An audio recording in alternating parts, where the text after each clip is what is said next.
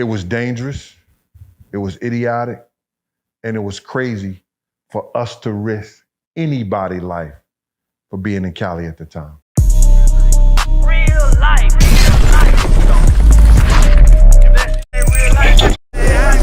It ain't real life. Just say real life street stars. Know what time it is. And Gina, I want you to stay right there. You were present when Big died, and I seen you went back and forth with Mace about what he had going on and what you did. What I want you to do is, if you can, for those, especially young kids who don't even know that era, what was the atmosphere like when being in LA, moving around after the situation with Pac and just being on the West Coast, going back to Cali?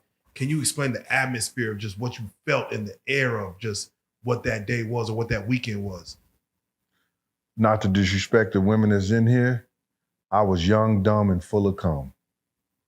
I didn't give a fuck. You understand? And I was smart enough to know that I better vest the fuck up and know if something go down, I may have to handle something, I may not come back home. I was just that dumb. Because I didn't have to be there. I chose to be there. But then again, I was told something that didn't happen. We're not going nowhere. We're not going to no parties. We're gonna do the Soul Train and we're gonna do studio. So to get off a private jet or a regular plane and go straight to the hotel and just go straight to the studio and go straight to Soul Train, I thought that would be cool to make the money. You understand what I'm saying? Good plan. But that wasn't even the situation. Me and Puff went to a lot of parties and a lot of places that Big them never showed up at. The only time I seen Big them was at the studio and Soul Train. You understand? Yeah. So it was dangerous, it was idiotic, and it was crazy for us to risk anybody's life for being in Cali at the time. Around the time when Pac was actually killed, did Puff exhibit any kind of weird behavior or maybe any kind of guilt? I didn't see Puff exhibit any of those feelings. How do you give a fuck about your enemy?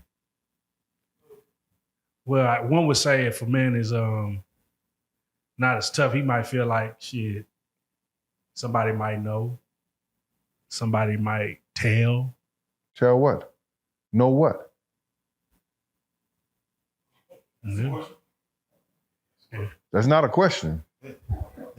We heard of, and I'm gonna throw his name out there because he's arrested right now. Keefe D. But check it out. Don't brain wrestle with me, man. If you gotta say something, say what you gotta say. Yeah. Do what you gotta do, man. This is your money, your time, bro. Come on, let's do this. Keefe D was arrested.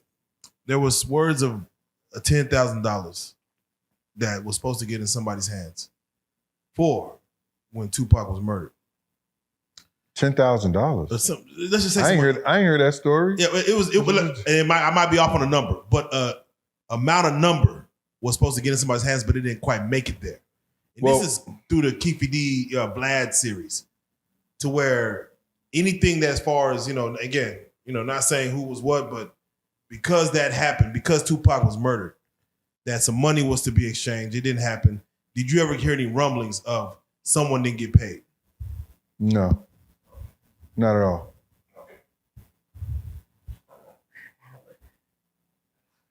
How did it feel? How did Puffy react when Biggie was killed? He was distraught, but he was in a daze, because I don't think that he thought it could happen. Because I told him before we left, if we go to this party, somebody gonna die tonight, bro. I got a phone call. I got a phone call by 3 credible sources. You understand? Right. Chaz Williams over Black Hands, part of the Guerrilla Black Mafia. Unique from Mecca Audio. And the dude that was running with Jodeci and them. Now, if people tell you they're not going to a party, and it's supposed to be the lit party of the century, you see Mace didn't show up at the party. Because he knew something too. And where I could say Mace knew something because the people out in California, when Mace went to basketball game, they told him, we want Puff and we want Big. See, everybody do all these investigations and everything like that, and they don't listen to the people who were there. Like I said before, there were people who wanted Big dead, and there were people who wanted Puff dead. You get it? Right. The people that wanted Puff dead, you understand, I thought was a dude from the Nation of Islam that we got into it at Soul Train, right? The people that thought they had something to do with Big Jake dying, which they didn't. That was a part of Death Row or the Bloods.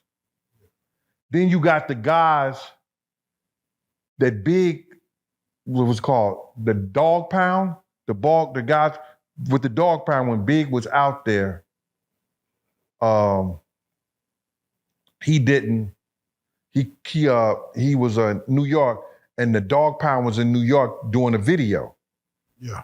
Big made a phone call to the radio station. I don't know why they aired that shit today and said, yo, New York, y'all let the Dog Pound be in Red Hook and do a video.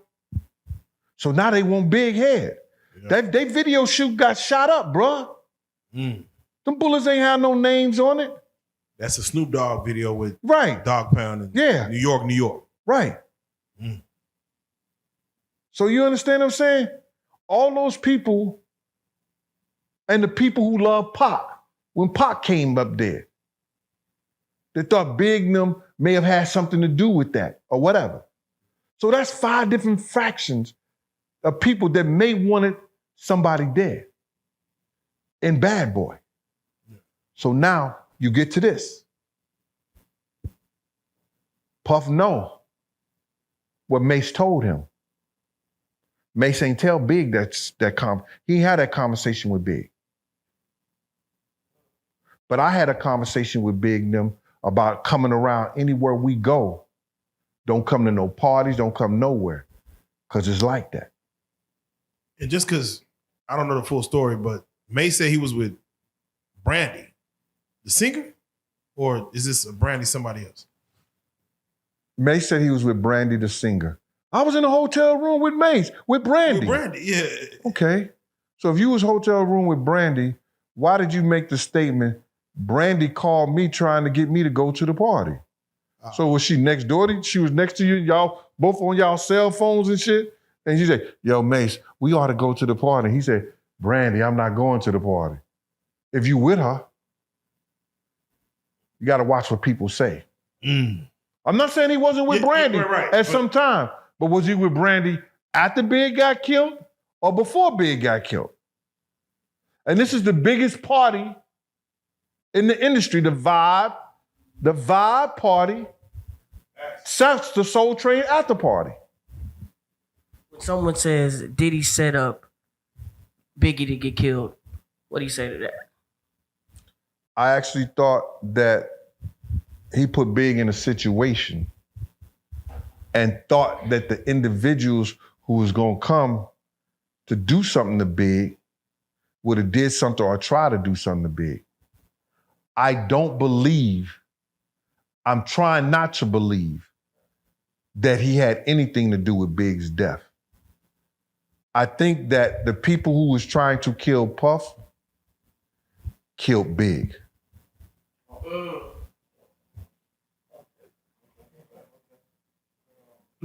After that, some time passes, Puff still lives.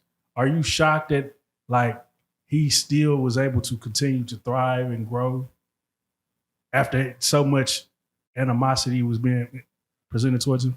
Well, Puff was built for that. You understand? Puff's mother trained him to be a superstar or in the industry, whether it been a model or a dancer or singer or whatever like that, whatever his talent would have been. So for him to come back from there, I think that he had no other reason. He had to. He had the blueprint. Big had gave him the plan. Gene, let me ask you, are you surprised that, we're about to have a trial with Tupac's murder, but Biggie's murder is still unsolved, may go unsolved? Are you surprised with that? No, I'm not surprised because the LAPD has suppressed all the evidence and they know who killed Big already, brother. I have not told a lie. When I tell the people that they had the picture of the Muslim, me and Puff in the same picture, you understand? Walking up to Puff van, but they had his face distorted. They know they got those pictures. The FBI agent, Phil Carson, said he saw the same picture. Then when he went back to review it, the picture was gone. See, they didn't know who they was dealing with. They didn't know that I had a memory like a fucking elephant and I was not gonna forget anything that happened. I wrote that in my second book. Exactly what went down during that interview. You got people around here telling lies. This is the guy he picked. No, I don't. Run the tape.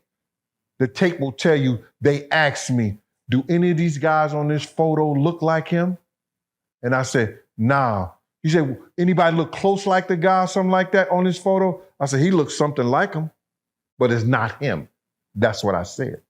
Anytime you do a lineup and you point somebody out, what do the cops make you do?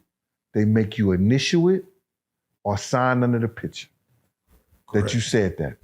They seen a circle and say, this is the one he picked. No, I didn't. Not one of the detectives who was on that thing said I picked anybody in the lineup. I just said he looks something like him, but it's not him. Damn. It's crazy because, documentaries come out. I know police have spoken, and it's one of those things to where we might get some, I don't want to say closure, but with Keefe D coming up, that might open up light to Tupac. I'm just curious. We're about to fast forward to what Diddy got going on. Gene, you started talking about, let's say, a few years ago, about just your life in the industry. Are you concerned about the feds wanting to come sit down and talk to you about, hey, we need you as a character witness about some situation that may have happened back, during your heyday? Some situation back during my heyday. They want to talk to you about things you may have seen. You have to be more specific than you are, sir. Yeah, let's get to it. The feds want to ask you certain questions about what you may have seen, and they want you as a character witness to speak on and testify against Diddy. To testify against Diddy? Correct. About what? About anything you may have seen. I mean, well, no, not even testify yet. They want to bring you in for questioning about what you may have seen. Is that a thing? What I can say to you, sir, is that being an officer myself, they don't bring you in to question you about what you may have seen. They question you about what they already know you have seen. That's the feds. And what you say. You know what I'm saying? So it's no way I would know that. You understand? But what I can tell you is that, can Puff be erratic? Yes, he can. You've seen that. Can he be, does he have a monstrous behavior sometime? Yes, he have. You've seen that. You understand? Can he be threatening and abusive? Yes, he can. You've seen that. So, bro, I went on MTV in 99, VH1 in 2001, 2011. Everything that y'all just now hearing, I've been told it to them. I've been said it. They got tapes and they could go back and say, well, he didn't say that. He didn't. They got 5 hours. Y'all getting an hour. They got 5 hours, brother. Do you understand what I'm saying? Both of those places, VH1 and MTV. I was in the Silhouette because I was working still as an officer and I didn't want to lose my job. When Miss Wallace brought me over, Puff told her, I don't know Gene Deal. I told Miss Wallace everything till she was crying and told me to be quiet. She didn't want to hear no more about the night her son died and what was going down and what I told Puff and what I said to Big, the whole 9 yards, how I pulled him out the car, all that. So, bruh, this is nothing new to me. This is just post-traumatic stress that I constantly lived through. And I talk about it to get over it and get me through the night. I'm not a drug abuser. I'm not a drug addict. You understand? I'm not an alcoholic. It's a good thing that I found YouTube and I found certain things other than sitting on a couch. Real life.